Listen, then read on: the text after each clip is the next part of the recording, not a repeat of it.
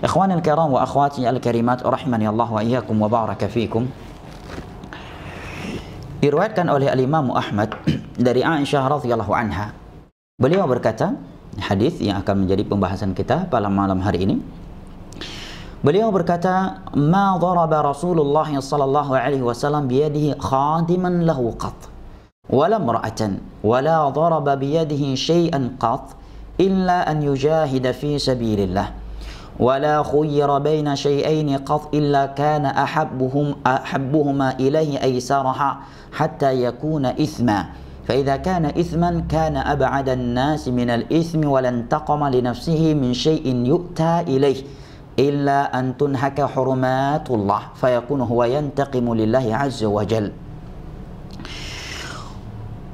Diriwayatkan oleh Imam Ahmad dari Aisyah radhiyallahu anha, ibunda kita Ummul Mukminin.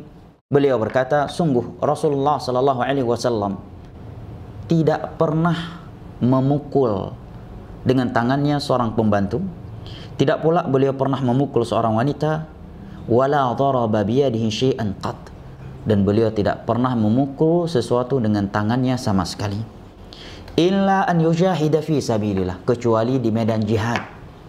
Maka tangan beliau gunakan untuk memukul, membunuh musuh-musuh Allah Jalla wa Ala.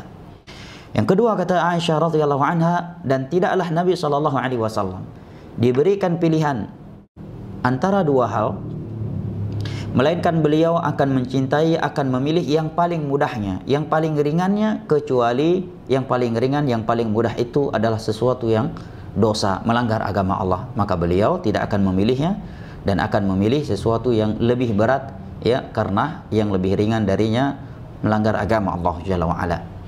Apabila hal tersebut merupakan dosa, maka beliau adalah manusia yang paling jauh dari dosa. Yang ketiga, ibunda kita Aisyah radhiyallahu anha menyatakan, "Walan taqama li nafsihi min syai'in yu'ta ilaihi illa an tunhaka hurumatullah." Nabi sallallahu alaihi wasallam tidak pernah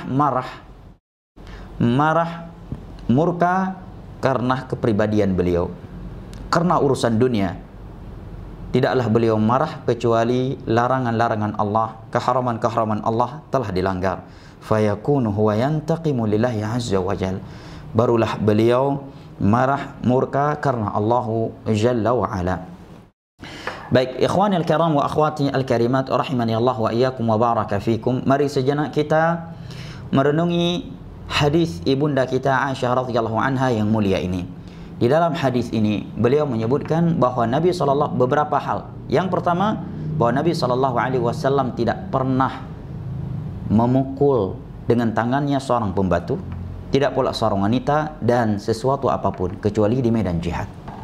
Ini di antara bentuk akhlak Rasulullah sallallahu alaihi wasallam yang Allah katakan, wa innaka la'ala khuluqin azim, dan sesungguhnya engkau berada di atas akhlak yang mulia.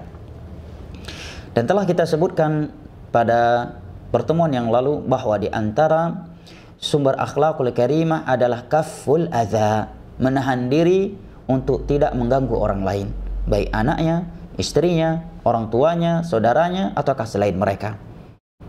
Nah, maka ibunda kita Aisyah radhiyallahu anha di sini menyebutkan kepada kita bahwa Nabi kita sallallahu alaihi wasallam tidak pernah memukul istrinya, tidak pernah memukul pembantunya, dan tidak pernah memukul siapapun dan sesuatu apapun kecuali di medan jihad.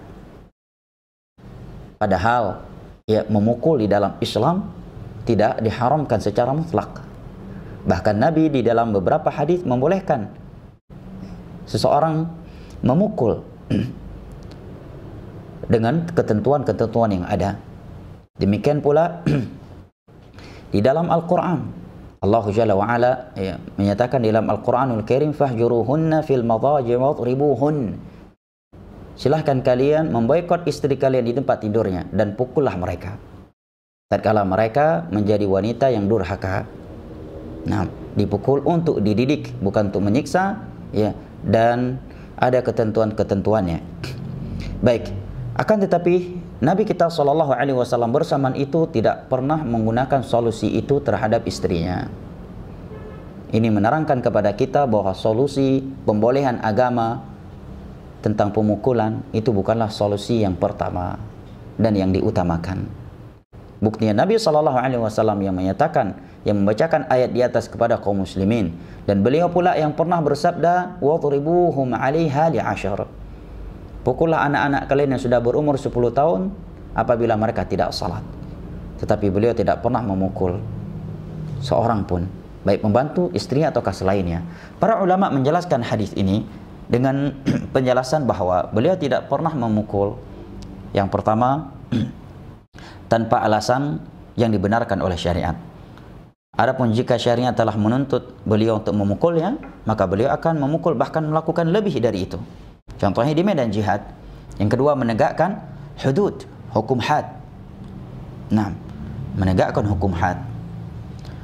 Adapun memukul untuk selain kepentingan agama, apalagi untuk kepentingan pribadinya, karena emosi pribadi, marah, jengkel kepada istrinya, anaknya, cucunya, apalagi orang lain, itu tidak pernah Nabi kita SAW melakukannya. Padahal kita tahu istri beliau bukan cuma satu, istri beliau banyak, anak-anak beliau juga dengan cucu-cucunya banyak. Bahkan di rumah beliau ada pembantu, Anas bin Malik radhiyallahu anhu, yang hadisnya telah kita lewati pada pertemuan yang lalu, bahwa beliau 10 tahun menjadi pembantu Rasulullah SAW. Jangankan dipukul, jangankan diomeli, jangankan dicaci maki, bahkan Nabi tidak pernah berkata kepada beliau, "Kenapa kamu berbuat demikian?" terhadap sesuatu yang telah beliau lakukan. Dan beliau tidak pernah berkata, "Kenapa kamu tidak melakukan demikian dan demikian dan demikian," terhadap sesuatu yang belum beliau lakukan. Ini menerangkan kepada kita akan firman Allah Jalla wa Ala, "Wa innaka la'ala khuluqin 'azim." Dan sesungguhnya engkau berada di akhlak yang mulia. Dan hal yang seperti ini membuat kita sebagai umat Nabi SAW semakin bertambah kecintaan kita kepada beliau SAW, semakin menguatkan kerinduan kita untuk berjumpa dengan beliau di dalam telaganya pada hari kiamat kelak, dan di dalam syurga Allah Jalla wa Ala pada hari kiamat nanti. Yang semoga Allah Jalla wa Ala menjadikan kita dari penduduknya. Dan para ulama menerangkan bahwa hukum memukul di dalam Islam memang tidak diharamkan secara mutlak. Secara umum hukum memukul itu diperbolehkan, akan tetapi para ulama ingatkan itu solusi terakhir. Apalagi dalam dunia tarbiyah. Karena dunia tarbiyah anak-anak, di antara landasan utamanya adalah sikap rahmat. Sikap rahmat, kasih sayang, memaafkan dan cuek dengan kesalahan-kesalahan mereka, walaupun seseorang tetap meluruskan dan memperbaikinya. Akan tetapi para ulama menyatakan boleh seorang anak itu dipukul dengan nas hadis. Yang pertama, Anda memiliki wewenang untuk memukulnya, diamanahkan secara syar'i maupun secara hak Anda sebagai anak, sebagai orang tua. Secara syar'i, misalkan orang tersebut melakukan pelanggaran agama, maka ditegakkan hukum had kepadanya. Yang kedua, dia orang tua atau seorang guru yang telah diamanahkan anak-anak didiknya kepadanya. Dan sana telah disebutkan oleh para ulama bahwa seorang ketika menuntut ilmu agama atau menitipkan anaknya kepada suatu pendidikan, dan dia telah mengetahui apa yang berjalan di dalam pendidikan tersebut, secara tidak langsung dia telah memberikan amanah kepada mereka. Dan orang yang menerima amanah itu adalah orang yang berbuat baik, dan orang yang berbuat baik itu tidak boleh disalah-salahkan. Kata Allah Jalla wa Ala dalam Al-Quranul Karim, "Ma'alal muhsinina min sabil." Orang yang telah berbuat baik itu jangan dicari-cari kesalahannya, jangan disalahkan. Yang kedua, Rasulullah SAW menyatakan, "Al-muslimuna ala syurutihim." Kaum muslimin itu dengan syarat-syaratnya. Bukan berarti seorang tidak boleh memberikan kritikan dan masukan, itu pembahasan lain lagi. Ini yang pertama, itu bahwa dia memiliki wewenang, punya hak untuk memukul. Yang kedua, kata para ulama, untuk mendidik. Oleh karena dalam hadis Nabi SAW ketika membolehkan seorang istri dipukul tatkala dia menjadi istri yang durhaka, Nabi tekankan ghaira mubarrih, tidak menyiksa, tidak menyederainya. Bahkan di dalam sebagian riwayat Nabi sebutkan dipukul dengan siwak, Dan kayu siwak itu nggak sampai setengah meter, dengan siwak dipukul, menunjukkan pukulan tersebut adalah pukulan yang diinginkan kebaikan untuknya, agar orang tersebut tersadarkan atas apa yang telah ia lakukan, agar dia merasa bukan sedang dimusuhi, bukan pula karena orang yang memukul tersebut dendam kepadanya, tapi dengan pukulan tersebut dia justru menjadi lebih sayang dan semakin cinta kepada orang yang memukulnya. Sampai sebagian riwayat menyebutkan dengan siwak. Tapi kalau sudah menggunakan rotan 3 meter, 4 meter, ya, kemudian kesalahan-kesalahan murid hanya kesalahan-kesalahan kecil, misalkan ya telat mandi, ya, atau telat bangun, ya, dan itu sesuatu yang pasti terjadi pada setiap orang. Kemudian langsung dipukul sekuat-kuatnya, walaupun di bagian telapak kaki, membuat sebagian mereka loncat-loncat, bahkan ada yang tidak mampu berjalan lagi dalam beberapa menit karena kuatnya pukulan. Ini sudah penyiksaan. Ini sudah penyiksaan. Dan seorang hendaknya takut kepada Allah Jalla wa'ala dalam hal ini, terkhusus terhadap anak istrinya yang Nabi SAW katakan, ana khairukum li ahli. Khiyarukum li ahli wa ana khairukum li ahli. Orang terbaik di antara kalian adalah khairukum li ahli, adalah orang yang terbaik terhadap keluarganya, dan aku adalah orang yang terbaik terhadap keluargaku. Yang berikutnya kata para ulama, dia memukulnya bukan karena dendam, ya, bukan karena pelampiasan. Yang berikutnya sebagian ulama mensyaratkan harus sudah berumur 10 tahun. Di antara Syekh Albani rahimahullah taala, karena kata beliau, apabila untuk salat tidak boleh seorang anak itu dipukul tatkala dia meninggalkannya, kecuali apabila umur kita telah 10 tahun, apalagi untuk selain salat, karena tiada dosa di bawah kekufuran yang melebihi dosa salat.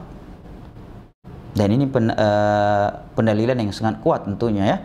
Walaupun sebagian ulama seperti Syekh Muhammad bin Shalih Al-Utsaimin ketika mensyarah hadis di atas dalam syarah Riyadhus Shalihin, beliau menyatakan selama ilahnya adalah untuk kebaikan, ya, dan pendidikan, bukan penyiksaan, seorang anak ketika dipukul, ya, dipastikan akan tertegur, akan menjadi lebih baik, dan dia pun sadar bahwa dia dipukul untuk sesuatu yang lebih baik, bukan karena seorang guru dendam, jengkel, ya, kepadanya, ya.